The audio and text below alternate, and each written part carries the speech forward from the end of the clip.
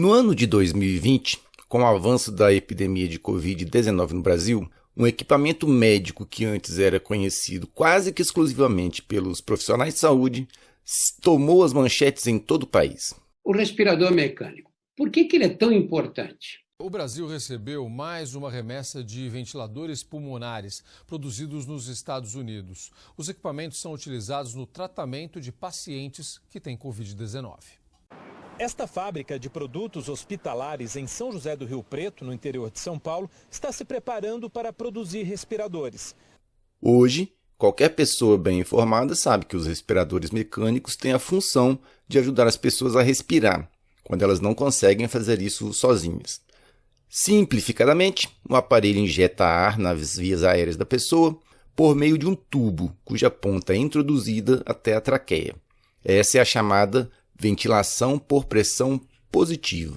Mas as primeiras ideias para a criação de um equipamento que pudesse ajudar as pessoas a respirar surgiram já na década de 1860.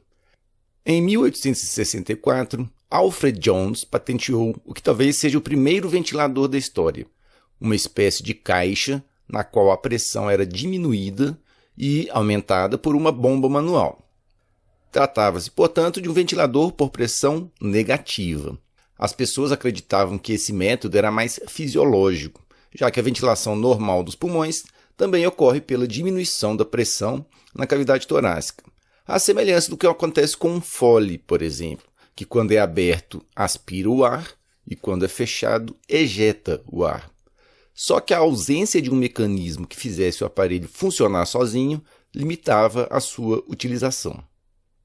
No século XIX e no começo do século XX, o uso da eletricidade se expandiu, o que levou à criação de inúmeros equipamentos que passaram a funcionar movidos por ela. Com os equipamentos médicos não foi nada diferente. O engenheiro Philip Drinker trabalhava na Escola de Saúde Pública de Harvard, com qualidade do ar em ambientes industriais. Ele tinha um irmão que era médico e também trabalhava lá em Harvard. Curiosamente, meu irmão mais velho e mais sábio também é engenheiro. Então eu dedico esse episódio de hoje a você, porque os personagens principais dele são os engenheiros que criaram essas máquinas maravilhosas que salvaram inúmeras vidas. Em 1928, o Drinker foi chamado ao Children's Hospital de Boston, nos Estados Unidos, para ajudar a encontrar uma solução para a climatização do berçário.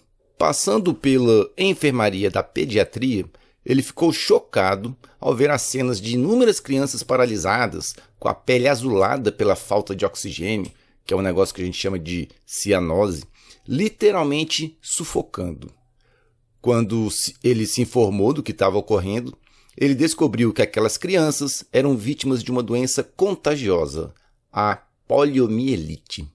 A poliomielite, também chamada aqui no Brasil de pólio, é causada por um vírus que, como o próprio nome diz, afeta os neurônios motores da parte cinzenta da medula espinhal. Esses neurônios são os responsáveis pelos movimentos musculares. Quando essa parte do sistema nervoso central é afetada pela doença, a pessoa perde gradativamente os movimentos, começando pelos membros inferiores. Se a doença evoluir, regiões mais elevadas da medula também são afetadas. Se a inflamação atingir níveis ainda mais elevados, chegando ao bulbo, ocorre a paralisia dos músculos da respiração. A pessoa passa a sofrer com os baixos níveis de oxigênio e níveis elevados de gás carbônico no sangue. É uma morte agoniante. Como essa doença ocorre mais frequentemente em crianças, ela também é chamada de paralisia infantil. A humanidade convive com a poliomielite aparentemente desde a antiguidade. Existe uma estela, que é uma espécie de escultura de origem egípcia, datada de cerca de 1.600 anos antes da Era Comum. E ela mostra, ao que parece, um indivíduo com uma sequela típica da doença. Mas foi no século XX que a doença provocou mais vítimas.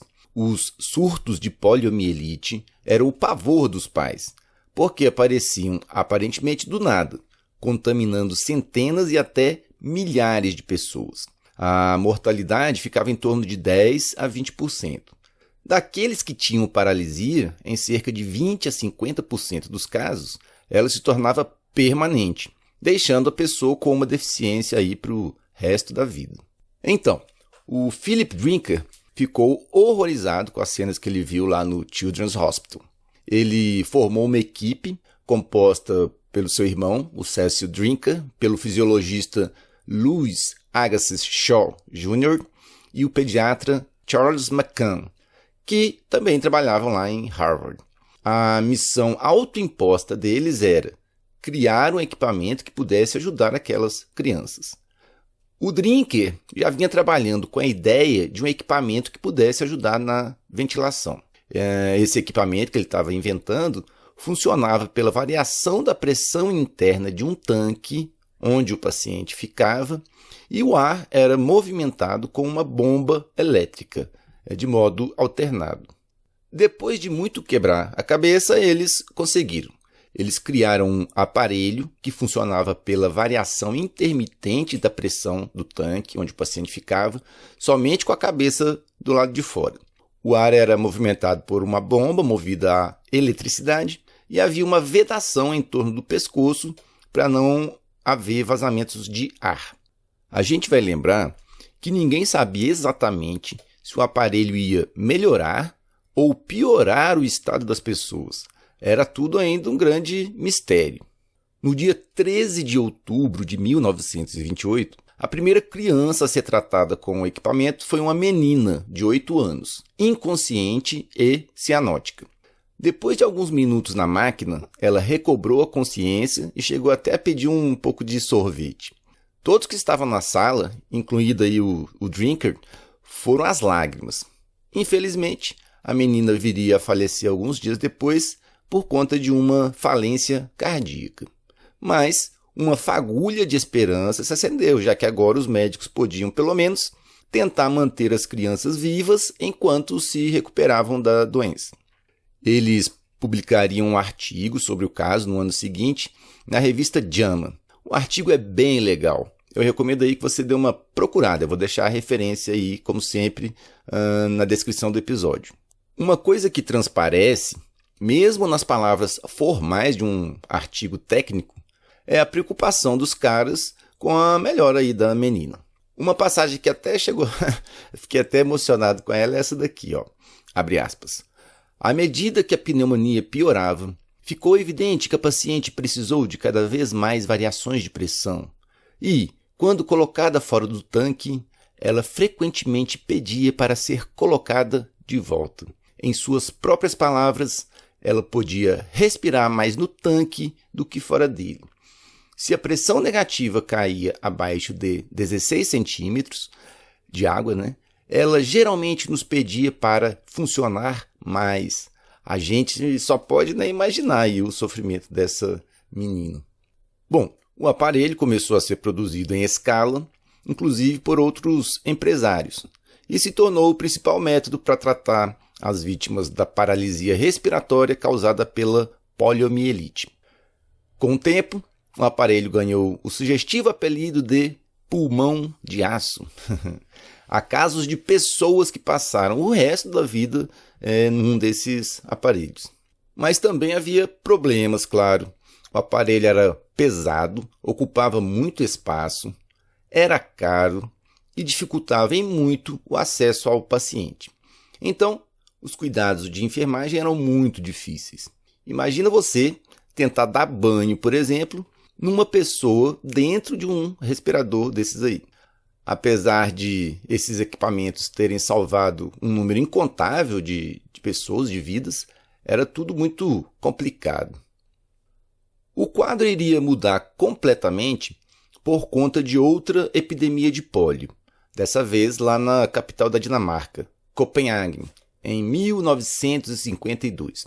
O médico, eu não sei se a pronúncia é essa, Desculpe-me aí os dinamarqueses. O médico Henry, Kai Alexander Lassen, que chefiava o hospital Blegdams, não sei também se é assim que se pronuncia, notou um aumento exponencial de casos de crianças com poliomielite. De agosto a dezembro, o hospital admitiu cerca de 3.000 pacientes com paralisia infantil. Desses, 345 tinham o tipo mais grave da doença, a paralisia bulbar, na qual, conforme a gente já viu, o vírus causador da doença atinge a região do sistema nervoso central, responsável por controlar os músculos da respiração. Na época, o hospital tinha apenas um pulmão de aço, só tinha o filho único. Nas 3 primeiras semanas da epidemia, dos 31 pacientes com paralisia bulbar, 27 morreram. Então imagina aí a situação. A situação era desesperadora, porque os casos de pólio só aumentavam. Quando uma menina chamada Vivi Ebert, de 12 anos, foi trazida ao hospital, ela foi desenganada pelos médicos. Ela tinha paralisia nos 4 membros e dificuldade para respirar. Parecia que não havia muita coisa a ser feita por ela. Então o Lassen reuniu a equipe toda para que se pensasse numa solução. O anestesista Bjorn Ibsen, recém-chegado de uma residência nos Estados Unidos, observou que durante as operações ele mantinha os pacientes respirando por meio de pressão positiva, introduzido um tubo na traqueia. Então ele sugeriu, e aí, e se nós fizermos traqueostomias nos pacientes e ventilarmos com pressão positiva? A princípio o pessoal ficou um pouco receoso, porque ninguém tinha experiência com ventilação com pressão positiva durante períodos prolongados. Vamos só lembrar que traqueostomia é um procedimento no qual se coloca um tubo na traqueia da pessoa, por meio de um orifício feito aí na parte anterior do pescoço. No dia 26 de agosto de 1952, Vivi foi a primeira paciente a ser submetida ao tratamento. Nas palavras do próprio Ibsen, a menina estava, entre aspas, ofegante e se afogando nas próprias secreções. Fecha aspas. Então, ela foi traqueostomizada e ventilada como uma espécie de bolsa de borracha. No começo, a coisa não deu muito certo, porque a menina se remexia o tempo todo e parecia brigar com a ventilação, não permitindo que o ar entrasse nos seus pulmões. Isso acontece muito quando a pessoa que está sendo ventilada está consciente. O Ibsen pensou rápido. Ele fez uma grande dose de sedativo. Pareceu um milagre. A criança cianótica, hipertensa por conta do acúmulo de CO2, teve uma rápida melhora. Nas palavras do Ibsen, abre aspas, ela ficou quente, seca e rosada. Uma condição que sempre deixa um anestesista feliz. Fecha aspas. Ele deve ter ficado feliz mesmo. Um detalhe curioso é o seguinte. Os registros do prontuário mostram que o Ibsen ficou do lado da menina de 11 horas da manhã, quando a operação foi realizada, até 6h40 da manhã do dia seguinte, quando a menina já estava estável. Isso aqui é dedicação. O tratamento foi replicado em todos os outros pacientes com o mesmo quadro. O local onde esses pacientes foram tratados é considerado hoje a primeira unidade de tratamento intensivo de toda a história. Mas então surgiu outro problema. Em pouco tempo, todos os funcionários do hospital já estavam ocupados, já que a ventilação tinha que ser mantida 24 horas por dia, ininterruptamente. Aí acontece aquela coisa que parece extraída da ficção. Cerca de 600 enfermeiros e 200 estudantes de medicina e de odontologia se voluntariaram para ventilar as pessoas doentes, dividindo-se em turno aí de 8 horas.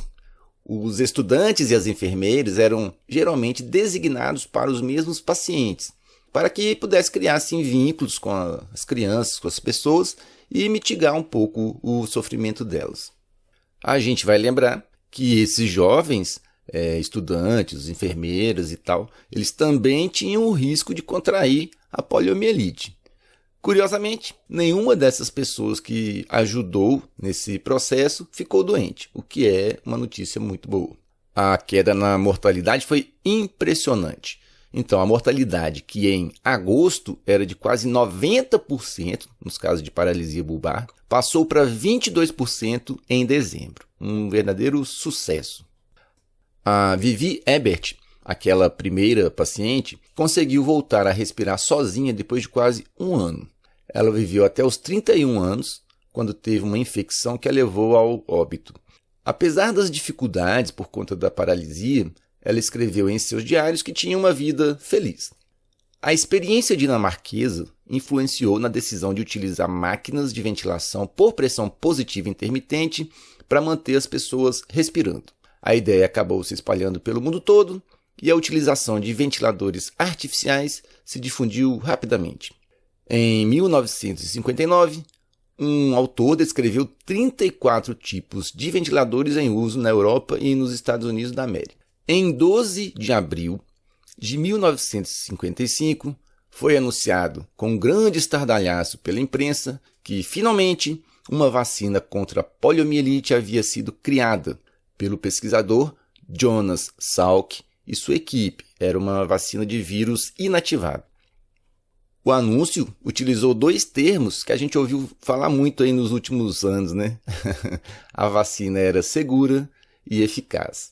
An historic victory over a dread disease is dramatically unfolded at the University of Michigan. Here, scientists usher in a new medical age with the monumental reports that prove the Salk vaccine against crippling polio to be a sensational success. O Jonas Salk virou um verdadeiro ídolo aí nos Estados Unidos, porque todo mundo estava esperando um dia em que se pudesse prevenir essa doença terrível que é a paralisia infantil. Curiosamente, quando ele foi perguntado em uma matéria sobre a patente da vacina contra a polio, Salk proferiu sua famosa resposta. Who owns the patent on this vaccine? Well, the people, I would say. There is no patent. Could you patent the sun? E, curiosamente também, para a gente ver como a história se repete, com a eclosão da epidemia de Covid-19, surgiu também uma busca por soluções para uma eventual falta de ventiladores mecânicos, que é o que se comentava muito lá no início da pandemia. Uma das soluções desenvolvidas por engenheiros britânicos, olha os engenheiros aí de novo, é um equipamento chamado Exovent, que basicamente é uma espécie de versão moderna dos pulmões de aço. Trata-se de um equipamento que auxilia pacientes com alguma dificuldade respiratória pelo método de ventilação por pressão negativa. As vantagens seriam: a pessoa que utiliza o aparelho não precisa ficar sedada, não precisa ser entubada, o risco de complicações da ventilação é menor e o equipamento poderia ser utilizado até em domicílio. É incrível. Provavelmente, o Philip Drinker, o criador lá do pulmão de aço, acharia a ideia sensacional. Assim, a gente encerra o episódio de hoje. Então, até o próximo episódio.